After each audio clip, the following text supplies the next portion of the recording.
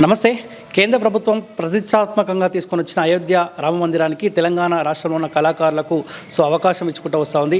మనం రీసెంట్గా కూడా బోయిన్పల్లి ప్రాంతంలో ఉన్న అనురాధ టింబర్ డిపో సంబంధించిన వాళ్ళకు కూడా ఆలయ ద్వారాలను కూడా 118 ఆలయ ద్వారాలు చేసే అవకాశం కూడా వాళ్ళకి కనిపించారు. మరో వార్త కనిపిస్తూ ఉంది. ఓల్డ్ బోయిన్పల్లికి సంబంధించిన కళాకారుడు రామలింగాచారి, పీఠంపల్లి రామలింగాచారి గారికి శ్రీరాముడికి పాదాలు 12 కిలోల 600 గ్రామాలు గల ఆ పాదాలను చేసే అవకాశం ప్రభుత్వం, కేంద్ర ప్రభుత్వం కల్పించి వచ్చింది. ఆలయ సార్, ఎప్పటి నుంచి మీరు ఈ వృత్తి మీద డిపెండ్ అయినారు?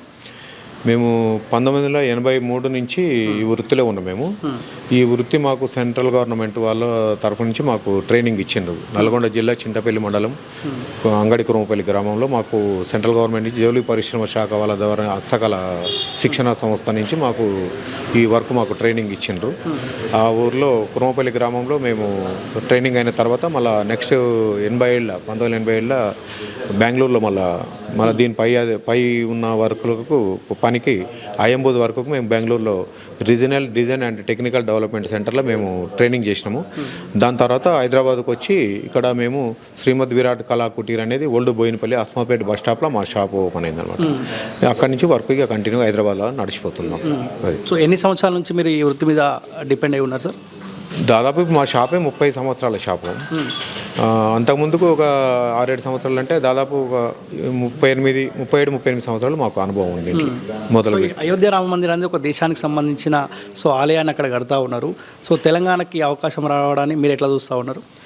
2 తెలుగు రాష్ట్రాలకు, మన తెలుగు వాళ్ళకు గొప్ప అవకాశం ఇది. శ్రీరామచంద్ర వాళ్ళు ప్రసాదించిన వరం ఇది మనకు.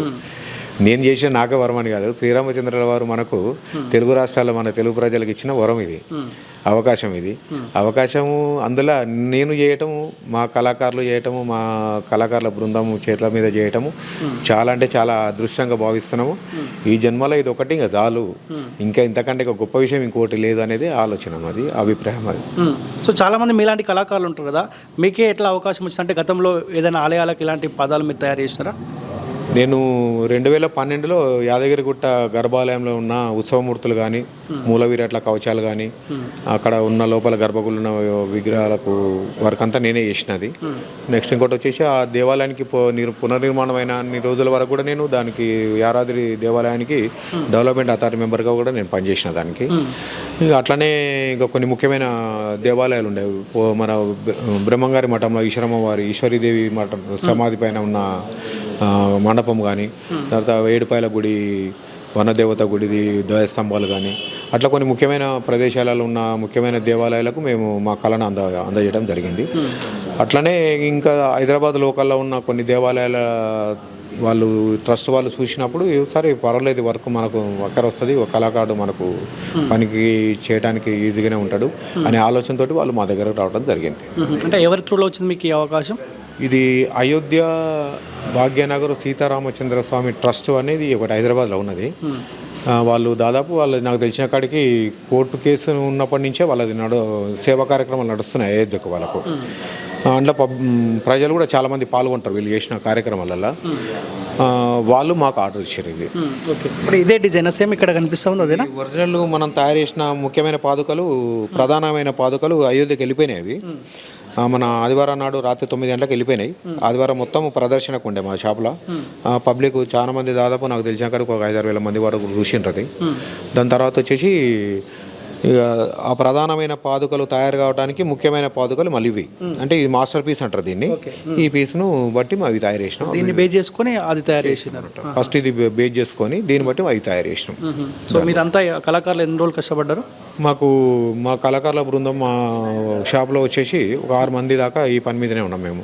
ఒక 20 నుంచి 25 రోజుల వరకు ఇంచుమించు మాకు ఆ టైం ఖచ్చితంగా పట్టింది. పేపర్లో 12 కిలోల 800 గ్రాములని వాళ్ళు మెన్షన్ చేశారు. ఎన్ని కిలోలు మీరు తయారు చేసినారు? మనము మోల్డింగ్కు యూజ్ చేసిన మెటల్ మాత్రం 15 కేజీలు, కరెక్ట్ 15 కేజీలు పెట్టిన మేము. అందులో ఫైనల్ తయారైన పీసు మన చేతికి వచ్చేటప్పటికి ఒక్కొక్కటి 6 కిలోల 300 350 అట్లా ఉన్నది. 12 కిలోల 650 గ్రాములు, ఒక 100 గ్రామ్స్ అటు ఇటు ఉంటుంది అంతే, ఖచ్చితంగా ఉంటుంది. ఎంత వచ్చింది సార్ ఓవరాల్గా ఖర్చు ఎంత వచ్చింది? ఖర్చు అంటే బంగారం వాళ్ళైతే మేము కట్టలేదు, ఎందుకంటే బంగారం మేము పెట్టలేదు కనుక. వాళ్ళు తీసుకొచ్చారు, దాతలు ఇచ్చినది వాళ్ళు తీసుకొచ్చారు, వాళ్ళు అట్లనే ఎట్లా తీసుకొచ్చింది అట్లా పెట్టేశారు. బంగారం ప్యూర్ చేసి దానికి అట్లనే ఎక్కిచ్చేసినాము. దీనికి పంచలోహం వరకు వస్తే మాకు దాదాపు ఇంకా మాకు అవసరం ఉన్న కాడికి మేము అమౌంట్ తీసుకుంటూ వచ్చినాము. ఫైనల్కి వచ్చేవరకు ఒక 65 నుంచి 70 వేల దాకా, 60 నుంచి 70 వేల దాకా రావచ్చు అనుకుంటున్నాను. ఎందుకంటే ఇంకా పూర్తిగా మనం వాళ్ళతో క్లియర్ చేయలే లెక్క. అందు గురించి మీకు ఇన్విటేషన్ ఉందా అయోధ్య రామ మందిర్ ఓపెన్కి రమ్మని చెప్పి? ఓపెన్కు రమ్మని తొలకపోతాం రాండి అని చెప్పిండు, కానీ మాకు ఇక్కడ సంక్రాంతికి నేను కొన్ని దేవాలయాలకు సామాన్లు ఇచ్చేవి చాలా ఉన్నాయి అనమాట. అవి కూడా రామాలయాలే ఉన్నాయి, ఆంధ్ర చిలకలూరుపేట ఉన్నాయి. అయితే ఆ ఒత్తిడితోటి నేను పోలేకపోతున్నా. తర్వాత నెక్స్ట్ మేము ఫిబ్రవరి కానీ మార్చి కానీ పోవాలని, 15 మంది దాకా పోదామని ఆలోచన ఉంది మాకు. సో మీరు 40 ఏళ్ళ కష్టానికి ఒక ఫలితం దక్కినట్టే అట్లనే చూస్తూ ఉన్నారా? ఇప్పటిదాకా జరిగిన 38 ఏళ్ళు, ఇక తర్వాత మళ్ళీ ఎన్నేళ్ళు చేస్తాము. అప్పటి వరకు కూడా మరి ఇటువంటి అవకాశాలు, ఇంత పేరు ప్రఖ్యాతలు చెందిన వర్క్ దొరకాలి కదా మనకు. ఇక అప్పటి వరకు దొరకదు. ఇప్పటి వరకు అయితే ఈ 40 ఏళ్ళ జర్నీలో ఇది ముఖ్యమైన దేవస్థానము, ముఖ్యమైన వస్తువు మాకు ఇది. ఇప్పుడు ఇవి ఎక్కడికి తోరణాలు కూడా అక్కడికేనా? చిలకలూరుపేట దగ్గర ఒకటి ఎడ్లపాడు అనే ఊరు ఉన్నది, ఆ ఊరికి సంబంధించిన రామాలయం ఇది కూడా. ఇది రామాలయం, ఇది మకర తోరణము. ఇవే వాళ్ళకి పంపించాలి మేము. ఇప్పుడు ఈ ఒత్తిడితోటే నేను అక్కడికి పోలేకపోతున్నాను. ఓకే, ఎప్పుడు పంపించారు పాదాలు అక్కడికి అయోధ్యకి? అయోధ్యకు ఆల్రెడీ వెళ్ళిపోయినాయి పాదాలు. ఆదివారం నాడు నైట్ రాత్రి 9 గంటలకు వెళ్ళిపోయినాయి మా దగ్గర నుంచి. సోమవారం నాడు 7 గంటలకు ఎయిర్పోర్ట్లో ఉంటే 9 గంటలకు ఫ్లైట్ ఉందని చెప్పారు మాతో. అంతవరకు మాకు ఇన్ఫర్మేషన్ తెలుసు కదా, దాని తర్వాత జరిగింది తెలియదు మాకు. సో ఇక్కడ ఉన్న పబ్లిక్ తెలుసా అంతమంది కంటే? పేపర్లో రాకముందు తెలుసా మీరే తయారు చేస్తా ఉన్నారని? 20 రోజుల ముందు అయితే తెలియదు, అంటే వర్క్ మొదలు పెట్టినప్పటి నుంచి అయితే తెలియదు. ఇంకా ఒక 4-5 రోజులు అయితే ఇంకా అయిపోతుంది అనగా తెలుసు, కొంతమందికి తెలిసింది. ఇక్కడ పాదాలు తయారైంది. మా పక్క షాప్ వాళ్ళు వేరే వాళ్ళకి చెప్పడం, వాళ్ళు వేరే వాళ్ళకి చెప్పడం. కొంతమంది పూజారులు మాకు మా దగ్గర పని మీద ఉన్నప్పుడు వస్తారు వాళ్ళు, అర్చకులు చూసినప్పుడు ఇది ఎక్కడికంటే అయోధ్య కానీ అంటే, అరే అయోధ్యకు మీ దగ్గర తయారవుతున్నాయా, ఇంత పెద్ద పని తయారవుతుందా, వాళ్ళు వేరే వాళ్ళకి చెప్పడం. అయోధ్య మన అర్చకుల వాళ్ళ దగ్గర ఉన్న గురుకులకు వాళ్ళు పెట్టుకోవటం, పలానా దగ్గర పాదాలు తయారవుతున్నాయి, వాళ్ళందరూ తెలిసి మళ్ళీ మా దగ్గర రావటం. అట్లా ఒక 4-5 రోజుల ముందు నుంచే పబ్లిక్ రావటం చూడటం జరిగింది అనమాట. ఇక్కడికి వెళ్ళే ముందు పబ్లిక్ ఇక్కడికి వచ్చినారా? అది తయారయ్యేటప్పుడు ఒక 4 రోజుల ముందు నుంచి కంటిన్యూగా వచ్చిండ్రు. ఇక కంప్లీట్ వెళ్ళిపోయినాడైతే కంటిన్యూగా రష్ ఉన్నది, ఇక టోటల్గా రష్ కంటిన్యూ లైన్ అట్లనే ఉన్నది. ఇక లాస్ట్ చివరికి తీసుకుపోయే మూమెంట్లో కూడా వాళ్ళు కారంబడి కూడా కొంతమంది పోయిన వాళ్ళు ఉన్నారు లాస్ట్కి. ఎందుకంటే వాళ్ళ అభిప్రాయం ఏంటంటే, రామ జన్మభూమి అయోధ్య అంటే ఏదో మన చుట్టుపక్కల ఉన్నది కాదు, మన తెలంగాణకు 2-3 రాష్ట్రాలు దాటిపోవాలి. అంత దూరమైన ఆ పాదుకలను చేతం తాకి మనం దర్శనం చేసుకునే అవకాశం, భాగ్యం కలగదు మనకు అని చెప్పేసి వాళ్ళు ఏం చేస్తారంటే, మన దగ్గర తయారైనప్పుడు ఇక్కడనే మనం దర్శనం చేసుకుంటే మనకు జన్మధన్యమైతే అనే ఆలోచనతో వాళ్ళు చాలామంది పబ్లిక్ మన దగ్గర ఉన్నప్పుడే వచ్చి చూసి, ఒకనాడు మొత్తం మన ప్రజల కోసమే బయట పెట్టినాము. ఇట్లనే ఒక స్టూల్ వేసి పెడితే వాళ్ళు వచ్చి దర్శనం చేసుకోబెట్టి కంటిన్యూగా ఫోటోలు దిగుడు, దర్శనం చేసుకోడు, పైన నెత్తలు పెట్టుకొని సేవ తీసుకున్నట్టు ఉండడు, ఇవన్నీ చేసింది అనమాట వాళ్ళు. సో ఏం చెప్తారు సార్ మీ తోటి కళాకారులకు? ఎందుకంటే అరే మాకు అవకాశం వస్తే బాగుండన్న ఆలోచనలో చాలామంది ఉంటారు. సో మొత్తానికి మీరు పడ్డ కష్టానికి ఒక ఫలితం దక్కింది. సో దేశవ్యాప్తంగా ఈ అంశం చర్చకు సో అదృష్టంగా కూడా భావించవచ్చు. దానికి తోడు మీతో పాటు తెలంగాణ రాష్ట్రం కూడా ఒక అదృష్టంగా భావించాలి. ఎందుకంటే మన బిడ్డకు, మన కళాకారులకు అవకాశం వచ్చినప్పుడు హ్యాపీగా ఫీల్ అవుతారు. సో మీతోటి కళాకారులకు ఏం చెప్పదలుచుకున్నారు? మాతోటి కళాకారుల కంటే ఇప్పుడు ఏదో ఒక వస్తువు ఆయన వాళ్ళకు దొరికింది మాకన్నా దొరకలేదు అనేది ఆలోచన పెట్టుకోవద్దు. మనము ప్రతి వస్తువును తయారు చేసే ముందు 2 పాటించాలి, శాస్త్రము, సూత్రము. శాస్త్రోక్తంగా ఉండాలి, చేసేది సూత్రప్రాయంగా చేయాలి. ఈ 2 లేకపోతే దానికి కొలతలు ఉండవు, ఆధారం ఉండదు. ఈ 2 పట్టుకొని మనం ముందుకెళ్తుంటే మన పనితనము, మన కళ ఎంత నైపుణ్యంగా బయటికి వెళ్తుంటుందో మనకు వచ్చే అవకాశాలు కూడా అంత దగ్గరికి వస్తుంటాయి. మన కళ ఎంత నైపుణ్యంగా బయటికి వెళ్తుంటుందో మనకు వచ్చే అవకాశాలు కూడా అంత దగ్గరికి వస్తుంటాయి మనకు. అదొకటే నమ్ముకోవాలి. దీంట్లో మనం ఎంత సంపాదించుకున్నాము అనే మాట మాత్రం పెట్టుకోవద్దు. అది తయారైంది నీకు పేరు వస్తుంది, నీవు పేరు ప్రతిష్టలు పెరుగుతాయి, నీ విలువ పెరుగుతుంది. అదే మన కళాకారులకు అదే ఆస్తి, అదే ధనము, అదే విలువ. సో గతంలో మీరు చాలా ఆలయాలకు ఇలాంటి చేసినారంటా ఉన్నారు కదా, ప్రభుత్వం ఎప్పుడైనా మిమ్మల్ని గుర్తించిందా, ఎంకరేజ్ చేసి అలాంటి ప్రయత్నం ఏమైనా చేసినారా? ప్రభుత్వం తరపున గుర్తింపు పొందినవి ఏమీ లేవు మాకు. నాకే కాదు, మా కళాకారులకు ఎవ్వరికి లేదు. కనీసము ఇంకా బయట వేరే పని చేసుకునే ఇప్పుడు అంత దూరం ఎందుకు? మాజీ ముఖ్యమంత్రి కేసీఆర్ గారు నాయి బ్రహ్మలో కరెంటు ఉచితం అని ఇచ్చిండు. అది ఇచ్చిండో ఏలో మాకు తెలియదు, కానీ ఉచితం అని చెప్పిండు. మరి వాళ్ళు చేతివృత్తులు, మేము చేతివృత్తులు. మరి మా కళాకారుల మా షాపులకు కూడా కరెంటు ఉచితంగా చేయాలి కదా.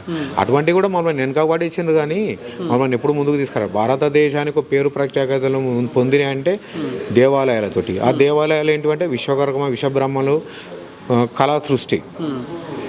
విదేశీ వాళ్ళు వచ్చారంటే ఏం చూసిపోతుర్రు?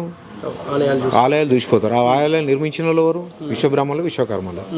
అందులో ఎన్ని ప్రాణాలు పోయినాయి, ఎన్ని జీవితాలు ఆగమైపోయినాయి. అటువంటి విశ్వకర్మలు పేరు ప్రతిష్ట చెందిన విశ్వకర్మలను ఈనాడు ఏ గవర్నమెంట్ పట్టించుకుంటుంది? ఎవరు పట్టించుకుంటారు? ఎవరు పట్టించుకోరు. అందుకే మేము అడిగేది కూడా ఇప్పుడు ఏంటంటే, ఇంతకుముందు వేరే ఛానల్లో కూడా నేను అదే మాట చెప్తాను, ఇప్పుడు కూడా చెప్తున్నాను. ముఖ్యమైన విషయం ఏంటంటే, మీ ఛానల్ మీరు ప్రభుత్వం దగ్గర తీసుకుపో బాధ్యత మీది. మేము చెప్పే మాట, ఉగాది పురస్కారాలలో నంది అవార్డులను ఇస్తారు. ఆ నంది అవార్డు అనేది ఫస్ట్ శిల్పం, అంటే రాతి మీద విగ్రహం చెక్కిన తర్వాతనే దాని కళ అనేది బయటకు వచ్చింది. అంటే డ్రాయింగ్ కానీ కళనే అనుకోండి, ఆ నుంచి స్టార్ట్ అయింది. ఆ నుంచి స్టార్ట్ అయిన కళను తర్వాత తోలుబొమ్మలలోకి వచ్చింది, దాని తర్వాత రంగస్థలంలోకి వచ్చింది, దాని తర్వాత సినిమాలకు వచ్చింది. వీళ్ళందరికీ నంది అవార్డు ఇస్తున్నారు. మరి అదే నంది అవార్డు తీసుకున్న వాళ్ళు మేము చేసిన శిల్పానికి, మేము చేసిన దేవుని ప్రతిరూపానికి కొబ్బరికాయలు కొడతారు, దండాలు పెడతారు, మీ కోరికలు నెరవేర్చుకుంటారు. కానీ మరి ఆ చేసిన శిల్పులకు మీకు గౌరవించిన నంది అవార్డు మరి వాళ్ళకి ఇచ్చాడు, మాకెందుకు ఇయ్యరు? సినిమా కళాకారులు వాళ్ళు కళాకారులు, మాతో పాటే కళాకారులు. వాళ్ళని గౌరవించినప్పుడు మమ్మల్ని కూడా అదే విధంగా గౌరవించాలి. వాళ్ళకు ఒక నంది అవార్డు అని ఇచ్చారనుకో, మాకు ఒకటి హంస అవార్డు అని ఇవ్వండి. గత 10 సంవత్సరాల నుంచి ఆయన మీలాంటి కళాకారులను ఎవరిని పట్టించుకోవాలని చెప్పి ప్రజలు కూడా పక్కకు జరిపారు. సో కొత్త గవర్నమెంట్ ఏ తరహాలో మీకు ఆదరించాల్సిన అవసరం ఉంది, ఏ తరహాలో దగ్గర తీసుకోవాల్సిన అవసరం ఉంది, ఎటువంటి తరహాలో మీకు ఆర్థిక సహాయమా లేకపోతే ఇంకో తరహాలో సపోర్ట్ చేస్తే మీలాంటి వాళ్ళందరూ చాలామంది తెరపైకి వచ్చే అవకాశం ఉంటుందా? వచ్చిన ఈ కొత్త గవర్నమెంట్కు మీరు ఏం రిక్వెస్ట్ చేయదలుచుకున్నారు? ఇది 1986లో మా ఊరికి జౌలి పరిశ్రమ శాఖ హస్తకళ శిక్షణ కేంద్రం అని మా ఊరికి వచ్చింది. 86 తర్వాత దాదాపు మనకు 91, 92 మధ్యలో వాజ్పేయి గవర్నమెంట్ ఉన్నప్పుడు దీంతో ఏమో ఇబ్బందులు ఏమొస్తున్నాయో తెలియదు కానీ మొత్తం అయితే ఆ స్కీమ్ తీసేసారు వాళ్ళు, సెంట్రల్ గవర్నమెంట్ ఆ స్కీమ్ నడిచిన రోజులలో మా అటువంటి కళాకారులు బయటకు వెళ్ళారు. అంటే వాళ్ళకు ఒక సెంట్రల్ గవర్నమెంట్ పట్టించుకొని ఇది ఒకటే రకం కాదు, 5 రకాల వృత్తులను శిక్షణ ఇచ్చిండ్రు కనుక ఈ మాత్రం ఈ రోజులలో కళాకారులు ఉన్నారు. ఈ సెంట్రల్ గవర్నమెంట్ ఆ రోజులలోని జౌలి పరిశ్రమ శాఖ అది లేకపోయినట్టే ఇలా మేము ఉండకపోతాం. మేము ఇత్తడి బిందెలు చేసుకుంటే మా ఊర్లో నల్గొండలో ఉంటుంది, నల్గొండ డిస్ట్రిక్ట్లో ఉంటుంది మేము. అయితే ఈ పని మాకు ఆ నాడు నేర్పించిన కానీ వాళ్ళకు 10% నేర్పించినా కానీ బయట నుంచి మేము మా అవగాహనతోటి మేము దాన్ని 100% ఇంచుమించు తీసుకొచ్చేసినాం. కానీ ఇప్పుడు ఆ సెంట్రల్ గవర్నమెంట్ జౌలి పరిశ్రమ శాఖ అనేది ఇప్పుడు ఆ స్కీమ్ లేదు.